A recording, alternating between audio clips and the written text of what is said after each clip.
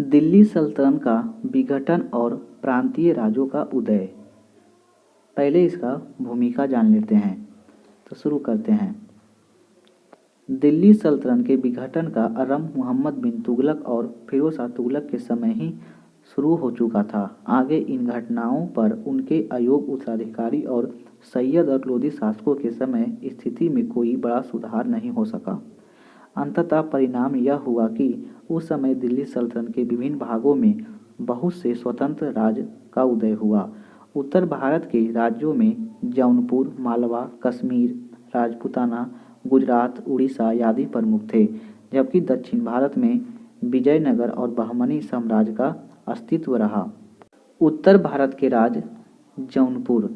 अफीक के अनुसार गोमती नदी के किनारे जौनपुर नगर की स्थापना फिरोज शाह तुगलक द्वारा अपने चचेरे भाई मुहम्मद जौना खां के स्मृति में कराई गई थी, जो बाद में सरकी साम्राज्य की राजधानी बनी। स्वतंत्र जौनपुर राज्य की स्थापना का श्रेय जौनपुर के सूबेदार मलिक हुसैन सरवार को जाता है।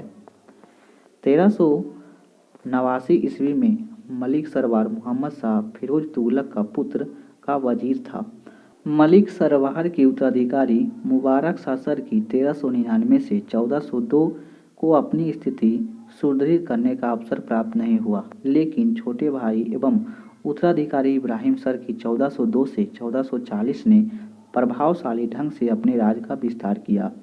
इब्राहिम सरकी के सबसे महत्वपूर्ण विजय कन्नौज 1406 की थी। इस समय कन्नौज मोहम्मद शाह तुगलक के अधीन में था। इब्राहिम के उत्तराधिकारी महमूद सरकी 1440 से 57 के बीच में, मोहम्मद सरकी 1457 से 58 तथा हुसैन सरकी 1458 से 1479 के शासनकाल में जौनपुर का दिल्ली सुल्तानों के साथ लगातार संघर्ष होता रहा। बहलोल लोदी ने जौनपुर पर आक्रमण किया। हुसैन शाह ने भागकर बिहार में शरण ली। बहलोल लोदी ने जौनपुर राज्य को अपने अधीन कर लिया और अपने पुत्र बरबाक शाह को वहां का शासक नियुक्त कर दिया। सरकी वंश के सबसे बड़ी और अस्थायी उपलब्धि वास्तुकला मानी जाती है। अटला मस्जिद जो 1408 में पूरी हुई थी, वास्तुकला का अनुपम उदाहरण है। अटला मस्जिद को सरकी राजवंश इब्राहिम सरकी ने बनवाया था। हुसैन शाह सरकी ने जम्मा मस्जिद जौनपुर का निर्माण 1470 में करवाया। सरकी शासक के अधीन यह हुई सांस्कृतिक उन्नति के कारण जौनपुर को भारत का सिराज कहा जाता है। मालवा 1401 ईस्वी में दिलावर खां के स्वतंत्र राज्य के रूप में मालवा की स्थापना की तथा धार को अपनी राजधानी बनाया। 1405 ईस्वी में दिलवार खां की मृत्यु के पश्चात उसका पुत्र अल्प खां हुसंग शाह की उपाधि धारण कर गद्दी पर बैठा। उसने मांडू को अपनी राजधानी घोषित किया। हुसंग शाह सूफी संत शेख बुरहानुद्दीन का शिष्य था। उसने नर्मदा नदी के किनारे होशंगाबाद नगर की स्थापना करवाया। 1436 में होशंगा शाह का पुत्र मोहम्मद शाह उसके वजीर महमूद खिलजी ने हत्या कर दी और सत्तासीन होकर मालवा को खिलजी वंश की नींव रखी। महमूद खिलजी मालवा का योग्यता शासक था। उसने गुजरात, बहमनी, मेवाड़ राज्यों से युद्ध किया था। मेवाड़ के राणा कुंभा के साथ युद्ध के उपरांत महमूद खिलजी और राणा कुंभा दोनों ने जीतकर दावा किया तथा इसके उपलक्ष्य में राणा कुंभा ने चित्तौड़ में विजय स्तंभ तो महमूद खिलजी ने मांडू में 7 मंजिलों वाले स्तंभ का निर्माण करवाया। महमूद ने मांडू में एक आवासीय महाविद्यालय और एक चिकित्सालय की निर्माण करवाया। 1469 ईस्वी में महमूद खिलजी की मृत्यु के उपरांत उसका पुत्र गयासुद्दीन गद्दी पर बैठा। वह नितांत विलासी प्रवृत्ति का शासक सिद्ध हुआ। ऐसा माना जाता है कि गयासुद्दीन के महल में 16,000 दासियां थीं, जिनमें से कई हिंदू सरदारों की पुत्रियां थीं। उसने तुर्की और इथोपियाई दासियों का एक अंगरक्षक सेना गठित की थी। कालांतर में महमूद शाह द्वितीय शासनकाल के दौरान गुजरात के शासक बहादुर शाह 1531 में मालवा पर आक्रमण कर उसे अपने अधीन कर लिया तथा महमूद शाह द्वितीय मारा गया। अंततः बादशाह अकबर ने 1561 से 62 में अब्दुल्ला खां के नेतृत्व में मालवा पर विजय हेतु मुगल सेना भेजी। उस समय वहां का शासक बाज बहादुर था, जिसे परास्त कर मालवा को अंतिम रूप से मुगल साम्राज्य का हिस्सा बना लिया। गुजरात 1297 ईस्वी में राजा कर्ण सिंह को परास्त कर अलाउद्दीन खिलजी ने गुजरात को दिल्ली सल्तनत में मिला लिया और उसे एक सूबा यानी इक्ता बना दिया। 1401 ईस्वी में यथास्थिति बरकरार रहने के पश्चात 1391 में मोहम्मद बिन तुगलक द्वारा नियुक्त किए गए यहाँ के सूबेदार जफर खां तैमूर के आक्रमण के कारण उपाजी दिल्ली सल्तनत की कमजोर स्थिति का लाभ उठाकर स्वयं को यहाँ का स्वतंत्र शासक घोषित कर दिया, स्वतंत्र गुजरात राज्य की स्थापना की। 1407 ईस्वी में जफर खां ने सुल्तान मुजफ्फर शाह की उपाधि धारण की। 1411 ईस्वी में मुजफ्फर शाह की मृत्यु के पश्चात उसका पौत्र अहमद शाह शासक बना। इसे ही गुजरात का वास्तविक संस्थापक माना जाता है। अहमद शाह ने साबरमती नदी के किनारे अहमदाबाद नगर की स्थापना की और उसे अपनी राजधानी बनाया। उसने अहमदाबाद में जमा मस्जिद का निर्माण करवाया। 1459 ईस्वी में मोहम्मद बेगाड़ा सिंहासन पर बैठा, जो आगे चलकर गुजरात का महानतम शासक सिद्ध हुआ। उसने गिरनार पहाड़ियों को तलहटी में मुक्ताफाबाद नामक नगर की स्थापना की। लोग उसे जरब खां स्वर्ण दान करने वाले के नाम से पुकारते थे। पुर्तगाली यात्री बारबोसा के अनुसार बचपन से ही महमूद बेगाड़ा को किसी जहर का नियमित तौर पर सेवन कराया गया था, अतः यदि कोई मक्खी उसके हाथ पर बैठ जाती तो वह तुरंत फूलकर मर जाती थी। उसने अपने शासनकाल में उत्तरवर्ती वर्षों में उसने द्वारका पर विजय प्राप्त की। 1526 में गुजरात का अंतिम महान शासक बहादुर शाह सिंहासन रूढ़ हुआ। उसके शासनकाल में गुजरात अपने ईश्वर और शक्ति के लिए चरमोत्कर्ष पर पहुंचा। 1537 में पुर्तगालियों द्वारा बहादुर शाह की हत्या कर दी गई। तत्पश्चात सत्तासीन हुए शासक बेहद कमजोर साबित हुआ। अंततः 1573 में अकबर ने अपने द्वितीय गुजरात अभियान द्वारा संपूर्ण राज्य को मुगल राज में सम्मिलित कर लिया। मेवाड़ आधुनिक उदयपुर। अलाउद्दीन खिलजी ने मेवाड़ को जीतकर दिल्ली सल्तनत में मिला लिया। दिल्ली सल्तनत की राजनीतिक अव्यवस्था का लाभ उठाकर हमीर देव 1314 ईस्वी में मेवाड़ राज्य को पुनः स्थापना कर वहां सिसोदिया वंश की नींव रखी। हमीर देव ने मोहम्मद बिन तुगलक के समय चित्तौड़ पर अधिकार कर लिया तथा लगभग 64 वर्षों तक मेवाड़ का शासन किया। 1420 ईस्वी में मोकल गद्दी पर बैठा। उसने अनेक मंदिरों और जीर्णोद्धार करवाया तथा एक लिंग मंदिर की चारों ओर परकोटे का निर्माण करवाया था। 1433 ईस्वी में मोकल की मृत्यु के उपरांत उसका पुत्र राणा कुंभा मेवाड़ का शासक बना। उसके काल में मेवाड़ की शक्ति प्रभावी वृद्धि हुई। राणा कुंभा ने मरवाड़ को अधिकांश भाग को विजित कर अपने राज्य में शामिल कर लिया। मालवा पर विजय प्राप्त करने के उपलक्ष्य में उसने 1448 ईस्वी में चित्तौड़ में कीर्ति स्तंभ का निर्माण करवाया, जिसे हिंदू देवशास्त्र में चित्रित कोर्स कहा जाता है। राणा कुंभा ने 4 स्थानीय भाषाओं में 4 नाटकों की रचना की तथा जयदेव द्वारा रचित गीत गोविंद पर रसिक प्रिया नामक टीका लिखी। राणा कुंभा की मृत्यु के पश्चात रायमल ने और तदोपरांत राणा सांगा 1509 से 1528 तक शासन संभाला। 1517 में खोतली के युद्ध में राणा सांगा ने दिल्ली के शासक इब्राहिम लोदी को पराजित किया। 1527 में खानवा के युद्ध में राणा सांगा मुगल बादशाह बाबर से पराजित हुआ। कालांतर में मेवाड़ की शक्ति क्षीण होती चली गई और अंततः जहांगीर के समय इसे मुगल साम्राज्य में मिला लिया गया। मरवाड़ आधुनिक जोधपुर। मरवाड़ के राठौर प्राचीन राष्ट्रकूटों के वंशज थे। समकालीन मुसलमान और राजपूत शासकों से युद्ध करते हुए चुंद्र 1394 से 1421 में मारवाड़ राज की नींव डाली गई तथा जोधपुर को राजधानी बनाया गया। चुंद के पश्चात कान्हा और कान्हा के पश्चात सत्ता मारवाड़ के शासक बना। राम नल ने सत्ता के पदच्युत करके मारवाड़ को हड़प लिया। राम नल की मेवाड़ के सरदारों की हत्या कर दी गई थी, जिससे मेवाड़ और मारवाड़ की शत्रुता शुरू हो गई। राम नल ने पुत्र जोधा को मेवाड़ के संघर्ष करना पड़ा। बाद में राणा कुंभा ने जोधा के साथ समझौता कर लिया और जोधा ने मारवाड़ पर अधिकार कर लिया। जोधा ने जोधपुर के दुर्ग का निर्माण कराया तथा एक नगर की स्थापना की। जोधा के पुत्रों को सतल, बीकानेर और मेड़ता आदि अपने अपने अर्ध स्वतंत्र राज स्थापित किए। शेरशाह के समय मारवाड़ का शक्तिशाली शासक मालदेव था। अकबर के मारवाड़ को अपने अधीन कर लिया था। बंगाल भौगोलिक रूप से दिल्ली से दूर स्थित होने के कारण बंगाल दिल्ली के शासकों का नियंत्रण उतना मजबूत नहीं रह पाता था जितना अन्य प्रांतों में रहता था। अतः समय समय पर वहाँ विद्रोह होते रहते थे।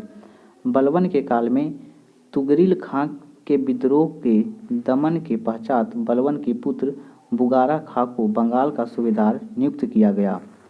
बलबन की मृत्यु के पश्चात बुगारा खां को वहाँ का स्वतंत्र शासक मान लिया गया और उसने नसीर-उद-दीन की उपाधि धारण की। गयासुद्दीन तुगलक ने बंगाल पर अभियान किया तथा बंगाल का कुछ हिस्सा अपने अधीन कर लिया और शेष भाग नसीर-उद-दीन को दे दिया।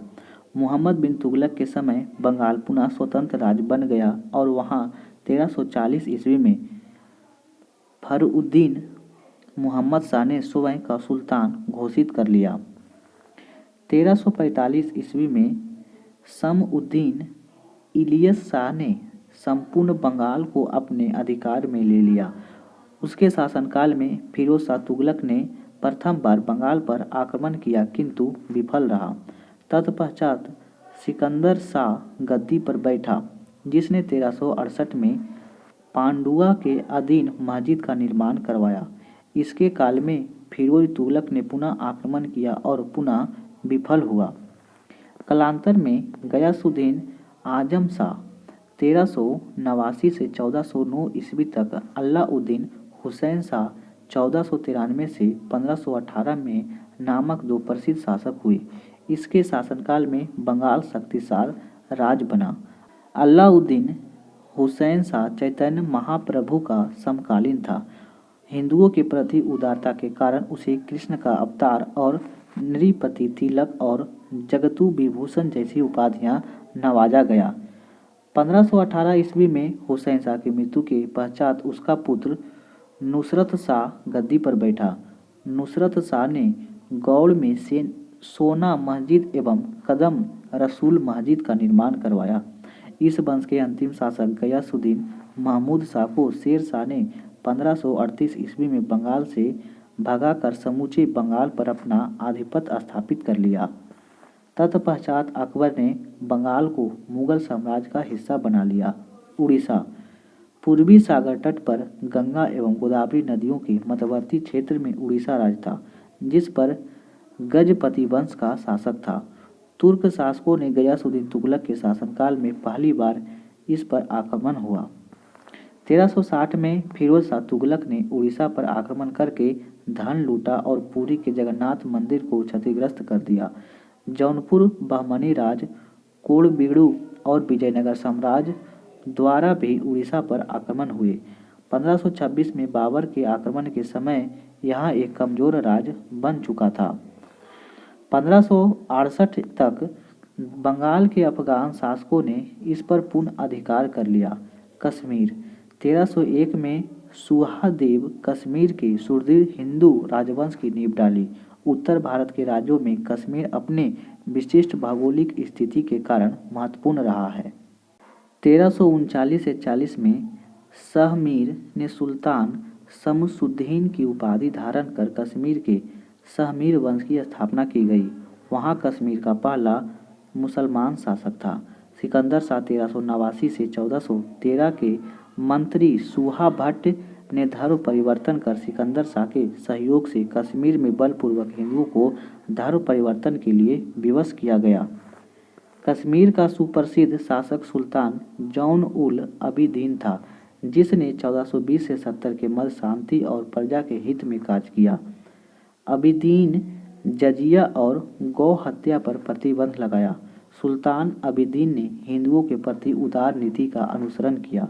उसने हिंदुओं को अपने शासनकाल में ऊंचे पदों पर बैठाया।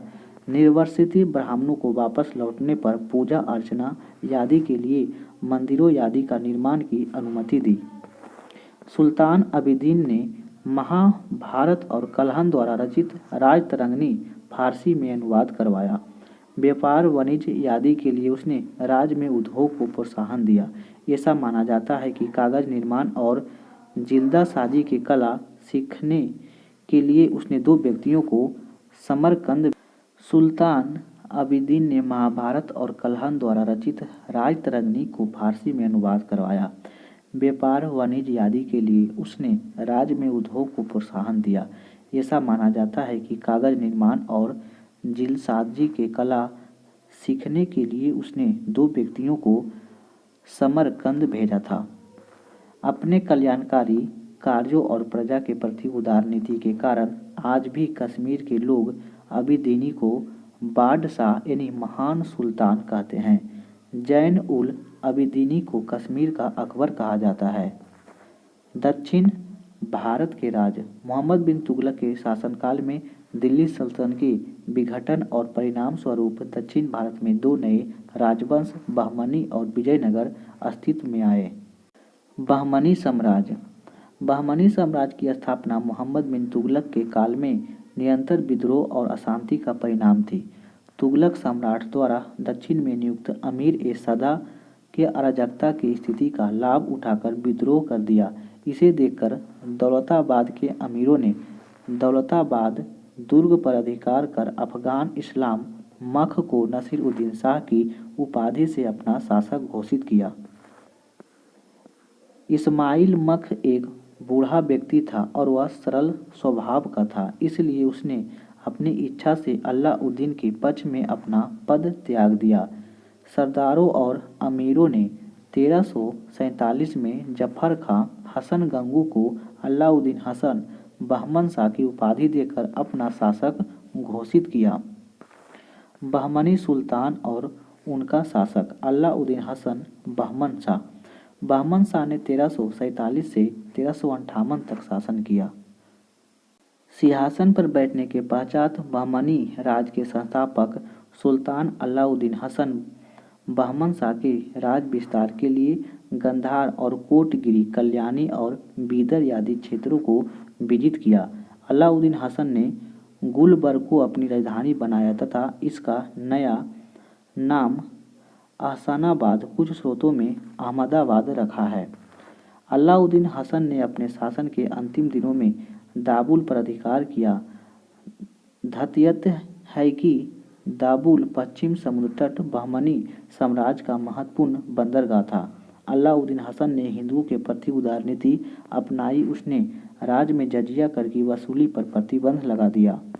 फरवरी 1358 में बहमन शाह की मृत्यु हो गई और उसने अपने पीछे एक ऐसा राज छोड़ा जिसकी सीमाएं उत्तर में वनगंगा नदी तक, दक्षिण में कृष्णा नदी तक, पश्चिम में दौलताबाद तक और पूर्व में भोगेरी तक फैली हुई थी। मुहम्मद शाह प्रथम, जिसका कार्यकाल 1358 से 1375 ईस्वी तक रहा। अलाउद्दीन हसन की मृत्यु के बाद उसका पुत्र मुहम्मद शाह प्रथम शासक बना। मुहम्मद शाह प्रथम का सारा जीवन विजयनगर और वारंगल के युद्ध में विजय से संबंधित रहा है। मुहम्मद शाह प्रथम का सबसे बड़ा योगदान बहमनी की प्रशासनिक व्यवस्था को व्यवस्थित करना था। उसके आदेशानुसार समस्त सार्वजनिक मद्यगृह बंद कर दिए गए और अपने कठोर प्रबंधन के राज में अनुसीनता से समाप्त कर दिया। राज प्रबंधन के लिए उसने राज्य को 4 तरफी या अतरफों प्रांतों गुलबर्ग, दौलताबाद, बाबर और बीदर को विभाजित किया और प्रत्येक पर प्रबंध एक प्रांत अध्यक्ष को सौंप दिया, जिसे सेना रखना अनिवार्य था। इसी के काल में बारूद का प्रयोग पहली बार हुआ, जिससे रक्षा संगठन की नई क्रांति पैदा हुई। 1375 में मोहम्मद शाह प्रथम की मृत्यु हो गई। मोहम्मद शाह प्रथम के उत्तराधिकार। 1375 में मोहम्मद शाह प्रथम की मृत्यु के पश्चात अगले 22 वर्षों तक 5 सुल्तान सत्तारूढ़ हुए। अलाउद्दीन मुहम्मद 1375 से 78, दाऊद 1378, मोहम्मद शाह द्वितीय 1378 से 97, गयासुद्दीन 1397 और समउद्दीन दाऊद 1397 क्रमवार गद्दी पर बैठा। बहमनी साम्राज्य इन शासकों के शासन में कोई विशेष महत्व नहीं रखता है। नाजुद्दीन फिरोज शाह 1397 से 1442 ईस्वी तक। बहमनी राज का अगला महत्वपूर्ण शासक ताज-उद-दीन फिरोज शाह था, जिसने 1397 से 1422 तक शासन किया। फिरोज शाह ने खेरला के शासक नरसिंह राय को हराकर बरार का प्रांत जीता। उसने विजयनगर के शासक देवराय प्रथम को पराजित कर संधि करने के लिए वाद कर दिया। फिरोज कलाप्रेमी एक सुलेखक था, जिसे अरबी और फारसी, तुर्की के अलावा तेलुगु, मराठी, मलयालम भाषा का अच्छा ज्ञान था। शिहाबुद्दीन अहमद प्रथम, इसका कार्यकाल 1422 से 1436 तक रहा था। शिहाबुद्दीन अहमद प्रथम ने अपनी राजधानी गुलबर्ग से स्थानांतरित कर बीदर को बनाया। इस नवीन राजधानी को मुहम्मदाबाद के नाम से जाना गया। शिहाबुद्दीन अहमद प्रथम ने 1425 में तेलंगाना, 1426 में माहूर और 1429 में मालवा के साथ युद्ध किए। इसकी उदारता के कारण इसे अहमद शाह वली या संत अहमद भी कहा जाता है। ऐसा माना जाता है कि दक्षिण के प्रसिद्ध संत हजरत गेसु दराज से उसका घनिष्ठ संबंध था। गेसु दराज ने उर्दू पुस्तक मिराज उल अंसकीर्न की रचना की थी। अलाउद्दीन अहमद द्वितीय, इसका कार्यकाल 1436 से 1458 तक था। अलाउद्दीन अहमद द्वितीय 1436 से 58 तक अपने पिता की तरह योग्य एवं विद्वान शासक था। इसका संपूर्ण शासनकाल तेलंगाना, गुजरात, खानदेश, विजयनगर, मालवा और उड़ीसा के साथ युद्ध में व्यतीत हुआ। इसके शासनकाल में मोहम्मद गावा को राज्य की सेवा में लिया गया। हुमायूं शाह, इसका कार्यकाल 1458 से 1461 तक था। अलाउद्दीन द्वितीय के बाद उसका पुत्र हुमायूं शाह गद्दी पर सत्तासीन हुआ, जिसने 1498 से 1461 तक शासन किया। हुमायूं शाह के काल में महमूद गांव एक योग्य सेनानायक था। यही कारण है कि हुमायूं शाह के शासनकाल में समस्त सफलताओं का श्रेय मोहम्मद गावा को जाता है। हुमायूं शाह को उसके क्रूर और स्वभाव के कारण जालिम कहा जाता था। हुमायूं शाह को दक्कन के नीरो भी कहा गया है। हुमायूं शाह की मृत्यु के पश्चात उसका अल्पवयस्क पुत्र निजामुद्दीन अहमद तृतीय 1461 से 63 में सत्ता पर आसीन हुआ। इसके समय प्रधानमंत्री महमूद गावा को नियंत्रण संपूर्ण राज्य पर हो गया था। इसके समय में बहमनी साम्राज्य अरब सागर से बंगाल के खाड़ी तक विस्तृत हो गया था। अतिरिक्त प्रबंधन के लिए महमूद गावा ने राज्यों के 8 प्रांतों में विभक्त किया और प्रत्येक में तरफदार नियुक्त किए। 1482 ईस्वी में शहाबुद्दीन मुहम्मद तृतीय 1463 से 82 में महमूद गावा को राजद्रोह के आरोप में फांसी दे दी गई। अंततः 2 दशकों के अंदर बहमनी साम्राज्य का पतन हो गया। कालांतर में बहमनी 5 नए राज्यों में उदय हुआ, जो कि निम्न है। जैसे बीजापुर का आदिल शाही राजवंश 1489 में, इनके संस्थापक यूसुफ आदिल शाह थे। अहमदनगर निजाम शाही राज 1490 में, संस्थापक मलिक अहमद थे। बरार के इमाद शाही राज 1484 में स्वतंत्र की घोषणा एवं 1490 में स्वतंत्र, इनके संस्थापक फतह उल्लाट इमाद थे। गोलकुंडा के कुतुब शाही राज 1518 से और संस्थापक कुल्लू कुतुब शाह थे। बीदर का बीदर शाही राज 1526 में संस्थापक अमीर अली वरीद थे। बहमनी साम्राज्य के पतन के कारण। बहमनी साम्राज्य के पतन के प्रमुख कारण निम्नलिखित थे, जैसे बहमनी साम्राज्य के सुल्तान स्वेच्छाचारी एवं निरंकुश शासक थे। उनके अधिकारों पर कोई अंकुश नहीं था। अधिकांश सुल्तान धर्मद, भोग विलासी तथा अत्याचारी प्रवृत्ति के थे। बहमनी सुल्तानों ने अपनी प्रजा को भौतिकी उन्नति के लिए कोई ठोस नीति नहीं अपनाई। बहमनी सुल्तानों की असहिष्णु धार्मिक नीति के कारण हिंदुओं में असंतोष व्याप्त था। अपनी स्थापना से लगभग 175 वर्ष पूरे अस्तित्व काल में बहमनी सुल्तानों को आंतरिक कलह तथा बाहरी शत्रुओं का निरंतर सामना करना पड़ा। इस आंतरिक कलह का प्रमुख कारण दरबार में मुस्लिम अमीरों के दो दलों के मध्य ईर्ष्या और प्रतिस्पर्धा तथा शत्रुता का होना था। महमूद गामा जैसे योग प्रधानमंत्री को भी आंतरिक कलह का रोष भुगतना पड़ा। इसकी हत्या के साथ ही बहमनी साम्राज्य का पतन सुनिश्चित हो गया था। विजयनगर साम्राज्य। विजयनगर साम्राज्य की स्थापना हरिहर बुक्का नामक दो भाइयों ने 1336 ईस्वी में की गई थी। हरिहर और बुक्का वारंगल के ककतिया के सामंत थे। तुगलकों ने वारंगल पर आक्रमण कर उसे नष्ट कर दिया, अतः दोनों भाई हरिहर और बुक्का कपिली अथवा अनगोडी वर्तमान कर्नाटक में आकर बस गए। ऐसा माना जाता है कि मोहम्मद बिन तुगलक के एक विद्रोह को हरिहर और बुक्का द्वारा शरण दिए जाने के कारण कपिली पर आक्रमण किया गया था। आक्रमण के पश्चात हरिहर और बुक्का को बंदी बनाकर दिल्ली ले जाया गया, जहां उन्होंने इस्लाम धर्म को स्वीकार किया। इस्लाम धर्म स्वीकार करने के उपरांत इन्हें विद्रोहियों के दमन के लिए दक्षिण भारत भेजा गया था।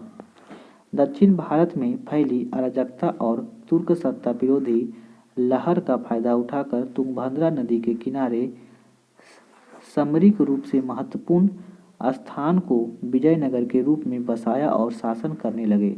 हरिहर और बुक्का ने अपने पिता की स्मृति में संगम वंश की नींव रखी। इस्लाम धर्म त्याग कर पुनः दोनों भाइयां अपने गुरु विद्याधर की प्रेरणा से हिंदू बने। विजयनगर साम्राज्य के 4 राजवंश संगम वंश, सुलूभ वंश, तुलुभ वंश और अरुवेणु वंश था। 300 वर्षों में अधिक समय तक शासन किया। विजयनगर साम्राज्य की राजधानियां भी बदलती रही, जिनका क्रम अनेगोड़ी, विजयनगर, हम्पी, पेनुकोंडा और चंद्रगिरी थी। विजयनगर का वर्तमान नाम हम्पी और हस्तिनावंती था। संगम वंश। संगम वंश प्रमुख शासक हरिहर प्रथम, जिसका कार्यकाल 1336 से 1356 तक था। 1336 में हरिहर प्रथम ने 1336 से 56 तक कार्यकाल विजयनगर का शासक बना। हरिहर प्रथम ने अपने शासनकाल में विजयनगर साम्राज्य की सीमा विस्तार किया। उसने शासनकाल में 7वें वर्ष में अपनी राजधानी अनेगोडी से विजयनगर हम्पी ले आया। 1346 में होयसल राज का संपूर्ण क्षेत्र विजयनगर की सीमा में आ गया था। चूंकि इसका साम्राज्य चारों तरफ से शत्रु और शक्तियों से घिरा था, अतः इसे राजा या महाराजाधिराज की उपाधि धारण नहीं, क्योंकि नवोदित राज से पुरानी शक्तियां ईर्ष्या भाव रखती थी। 1347 ईस्वी में बहमनी साम्राज्य की स्थापना के बाद विजयनगर साम्राज्य का विस्तार रुक गया। 1356 में हरिहर प्रथम की मृत्यु के बाद बुक्का प्रथम अगला शासक बना। बुक्का प्रथम का कार्यकाल 1356 से 1377 ईस्वी तक रहा। इसने बेग मार्ग और प्रतिष्ठक की उपाधि धारण की। बुक्का के शासनकाल में विजयनगर उत्तर में तुंगभद्रा घाटी, दक्षिण में तमिल और चेर राज्य वर्तमान केरल को मिलाते हुए रामेश्वरम तक विस्तृत था। बहमनी शासक के संघर्ष और तत्कालीन शासक मोहम्मद शाह प्रथम के साथ हुआ और युद्ध में पहली बार तोपों का प्रयोग किया गया। बुक्का प्रथम ने बहमनी साम्राज्य के अधीन मुदगल के किले पर आक्रमण कर संघर्ष की शुरुआत की।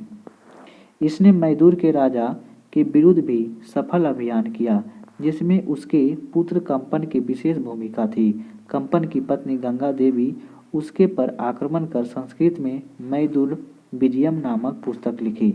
बुक्का प्रथम को साहित्यकारों ने 3 समुद्रों का स्वामी कहा है, किंतु महाराज का पद भी धारण नहीं किया था।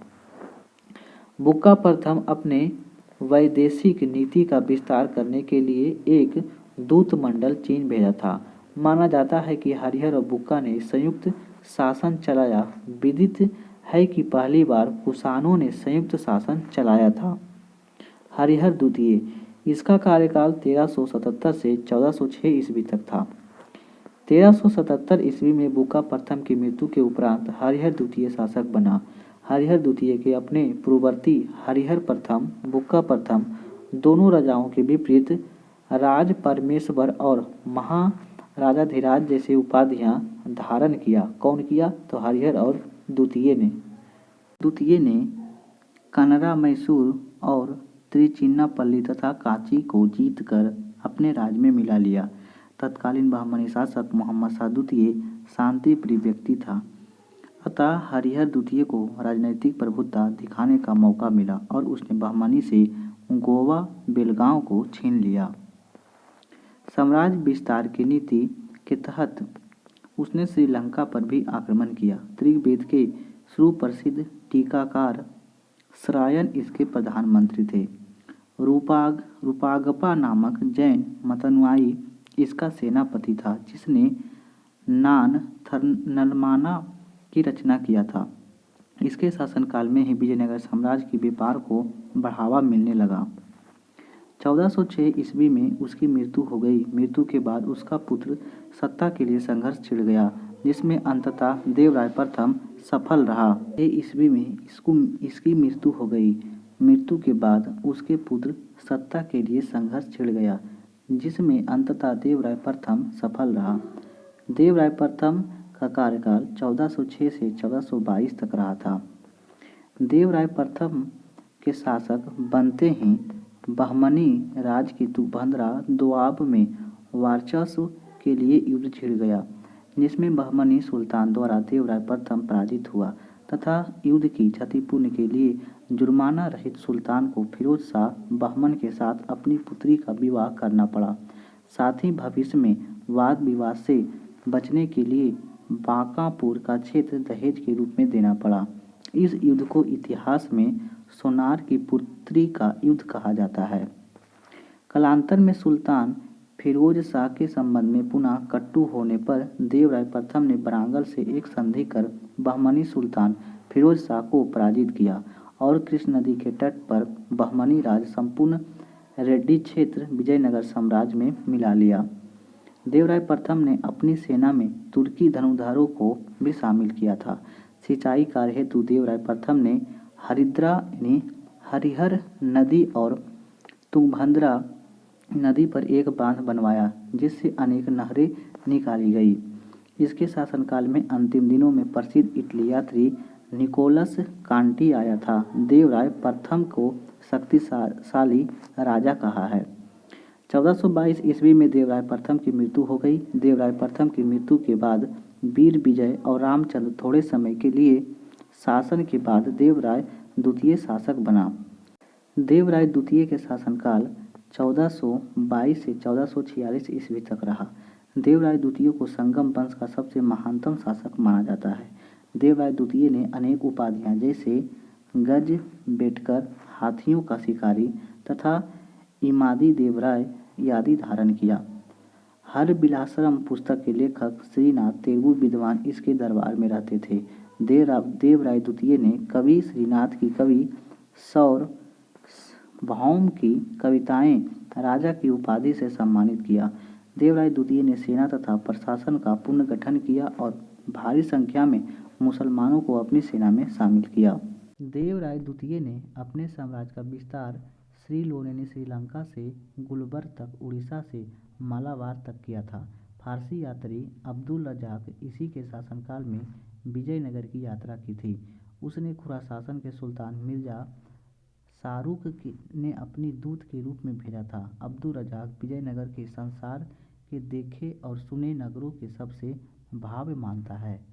1446 ईस्वी में देवराय द्वितीय की मृत्यु के बाद संगम वंश का पतन शुरू हो गया। देवराय द्वितीय का उत्तराधिकारी मल्लिकार्जुन गद्दी पर आसीन हुआ, जिसे प्रौढ़ शासक भी कहा जाता है। विरूपाक्ष द्वितीय 1465 से 85 संगम वंश का अंतिम शासक था। विजयनगर राज्य फैली अराजकता का लाभ उठाकर चंद्रगिरी के गवर्नर सुलभ नरसिंह राज सिंहासन पर अधिकार कर लिया तथा सुलभ वंश की स्थापना हो गई। सुलभ वंश का कार्यकाल 1485 से 1505 तक रहा था। 1485 में संगम वंश के शासक विरूपाक्ष द्वितीय की उसके सेनापति सुलभ नरसिंह ने हत्या कर विजयनगर के दूसरे राजवंश सुलभ वंश की नींव रखी। विजयनगर के इतिहास में इसे प्रथम वाल प्रहार कहा गया है। सुलभ नरसिंह 1485 से 90 तक योग और प्रतिभा संपन्न शासक था। उसने विजयनगर राज्य के क्षेत्र जो संगम वंश के समय बहमनी और उड़ीसा और हड़प लिए गए थे, उसे पुनः प्राप्त कर लिया। 1490 ईस्वी में सुलभ नरसिंह की मृत्यु हो गई। सुलभ नरसिंह की मृत्यु के बाद उसका अल्पवयस्क पुत्र इमाड़ी नरसिंह 1490 से 1505 तक शासक बना, जिसका संरक्षक नरसा नायक थे। 1505 में नरसा नायक के पुत्र वीर नरसिंह ने सुलभ शासक इमाड़ी नरसिंह की हत्या कर सुलभ वंश के स्थान पर तुलुभ वंश का नींव रखी गई। इसे द्वितीय बल प्रहार कहा गया। तुलुभ वंश का शासनकाल 1505 ईस्वी से 1565 तक रहा।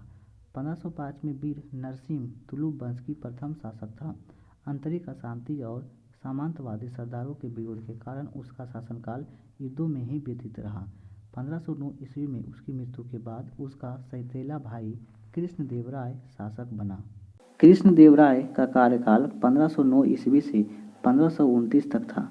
कृष्णदेवराय तुलुभ वंश विजयनगर साम्राज्य का महानतम शासक था। कृष्णदेवराय जब शासक बना तो राज्य में आय व्यवस्था और अशांति व्याप्त थी, जिस पर कृष्णदेवराय ने कठोर कानून व्यवस्था स्थापित नियंत्रण किया। कृष्णदेवराय ने 1510 में बीदर के शासक महमूद शाह को पराजित किया। 1512 ईस्वी में रायचूर और दोआब और गुलबर्ग के दुर्ग को भी जीत लिया। 1513 से 18 के बीच उड़ीसा के गजपति शासक के विरुद्ध कई बार युद्ध अभियान किए। उड़ीसा के शासक प्रताप रुद्रदेव ने कृष्णदेवराय के साथ संधि कर अपनी पुत्री का विवाह करवाया। 1520 में कृष्णदेवराय ने गोलकुंडा को हराकर वरांगल पर अधिकार कर लिया। अतः मात्र 10 वर्ष में कृष्णदेवराय ने अपने सभी विरोधियों को पराजित कर दक्षिण भारत में स्वयं एक विजयनगर की प्रभुत्ता को सिद्ध कर दिया। कृष्णदेवराय ने पुर्तगाली व्यापारियों के साथ संबंध मैत्रीपूर्ण की थी। इन संबंधों में मिलने वाली सुविधाओं एवं लाभों के द्वारा पुर्तगालियों ने पश्चिमी समुद्र में अपनी नौसेना का विकास भी कर लिया था। कृष्णदेवराय महान शासक एक विद्वान भी था, जिस कारण उसे विद्वानों की परख भी थी। उसने अनेक विद्वानों को संरक्षण प्रदान किया था। उसके दरबार में 8 विद्वान यानी अष्टदिग्गज निवास करते थे। जैसे अष्टदिग्गज तेलुगु कवियों के पेंडानन सर्वप्रथम थे। कृष्णदेव ने तेलुगु में अमुक्त माल्य नामक पुस्तक की रचना की, जो कि कौटिल्य की अर्थशास्त्र की तरह राज व्यवस्था पर आधारित थी। कृष्णदेव राय की उसकी सांस्कृतिक उपलब्धियों का कारण आंध्रभोज कहा जाता है। उसका काल तेलुगु साहित्य का क्लासिकल युग माना जाता है। एमिंगो पायस नामक पुर्तगाली यात्री विजयनगर साम्राज्य की प्रशंसा करते हुए कृष्णदेवराय को एक महान शासक और न्यायप्रिय राजा कहा है। कृष्णदेवराय के शासनकाल में एक अन्य पुर्तगाली यात्री बारबोसा ने भी विजयनगर की यात्रा की। उसने कृष्णदेवराय को श्रेष्ठ प्रशासन और उसके साम्राज्य में समृद्धि का बखान खुले शब्दों में किया है। बारबोसा के अनुसार कृष्णदेवराय धर्मनिरपेक्ष शासक था। कृष्णदेवराय ने अपनी माता नांगल देवी के नाम पर नागलापुर नामक नगर की स्थापना किया था। कृष्णदेवराय के उत्तराधिकारी। कृष्णदेवराय की मृत्यु के बाद सत्ता के लिए संघर्ष हुआ और कृष्णदेवराय के पुत्रों को अल्पवयस्क होने के कारण उसका सौतेला भाई अच्युत देवराय शासक बना।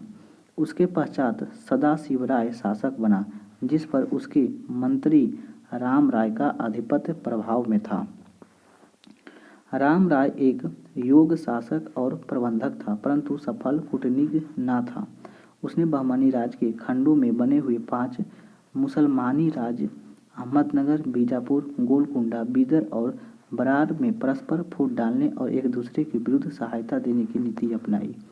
कालांतर में राम राय के खिलाफ दक्षिण भारत के चारों मुसलमान राज्यों अहमदनगर, बीजापुर, गोलकुंडा और बीदर ने मुस्लिम महासंघ के निर्माण कर 1565 में तालीकोटा या राजसी तांगड़ी का युद्ध में राम राय को परास्त कर दिया। उल्लेखनीय है कि संयुक्त मोर्चे में बरार शामिल नहीं था। इस युद्ध के पश्चात राम राय को पकड़कर उसकी हत्या कर दी गई। विजयनगर को लूटकर ध्वस्त कर दिया गया। वर्तमान में कर्नाटक हम्पी नामक स्थान इसके अवशेष मिलते हैं। अरवेणु वंश, इसका शासनकाल 1570 से 1652 ईस्वी तक था। अरवेणु वंश की स्थापना 1570 के लगभग तिरुमल पेनुकोंडा ने किया था। यह दक्षिण भारत के विजयनगर साम्राज्य का चौथा और अंतिम वंश था। इस वंश के शासक वेंकट द्वितीय चंद्रगिरी को अपनी राजधानी बनाया। इस वंश का अंतिम शासक श्रीरंग तृतीय था, जिसके राज्य में तंजौर, मैसूर और मदुरा आदि स्वतंत्र राज्यों का निर्माण हुआ और विजयनगर साम्राज्य का पतन हो गया। विजयनगर साम्राज्य का प्रशासन केंद्रीय प्रशासन। विजयनगर साम्राज्य का शासन राजतंत्रात्मक था। राजा को राय की उपाधि से संबोधित किया जाता था। राजा के चयन में नायकों की महत्वपूर्ण भूमिका होती थी। राजा के भाव राज्याभिषेक भी की परंपरा थी। युवराज को राज्याभिषेक और युवराज को पट्टाभिषेकम कहा जाता था। सम्राट सर्वोच्च न्यायाधीश होता था। विजयनगर शासकों ने धर्म के मामले में धर्मनिरपेक्ष की नीति अनुसरण किया। राज संबंधित कार्यों के संचालन के लिए एक राज परिषद होती थी। राजा राज्य के समस्त मामले और नीति के संबंध में परामर्श लेता था। कृष्णदेव राय ने अपने ग्रंथ आमुक्त माल्यद में राजा और प्रजा के बीच संबंध, राजा के कर्तव्य आदि का बड़ा प्रभावकारी वर्णन किया है। कुषाणों की तरह विजयनगर साम्राज्य भी संयुक्त शासन की परिमिति देखी गई है, जैसे हरिहर और बुक्का, देवराय द्वितीय और विजय राय। मौर्य शासक व्यवस्था की तरह सप्तांग व्यवस्था का अनुसरण किया गया। राजा के बाद राज परिषद, इसके बाद शासन संचालन के लिए केंद्रीय मंत्री परिषद होती थी। मंत्री परिषद का प्रमुख अधिकारी प्रधानी और महाप्रधानी होता था। मंत्री परिषद के अध्यक्ष को सभानायक कहा जाता था। राजा और युवराज के बाद केंद्र का सबसे बड़ा प्रधान मुख्य अधिकारी प्रधानी होता था, जिसकी तुलना हम मराठाकालीन पेशवा से भी कर सकते हैं। केंद्र में दंड नायक उच्च अधिकारी भी होते थे। दंड नायक पद बोधक नहीं था, वरन विभिन्न अधिकारियों की विशेषता श्रेणी को दंड नायक कहा जाता था। प्रांतीय प्रशासन शासन प्रबंधन के लिए विजयनगर साम्राज्य बहुत से प्रांतों में बटा हुआ था। प्रांतों में जो कोई का इकाई का क्रम मिलता है, उसमें राज और मंडलम, कोटमम या बलनाडु, नाडु, मेला ग्राम और उर या ग्राम होते थे।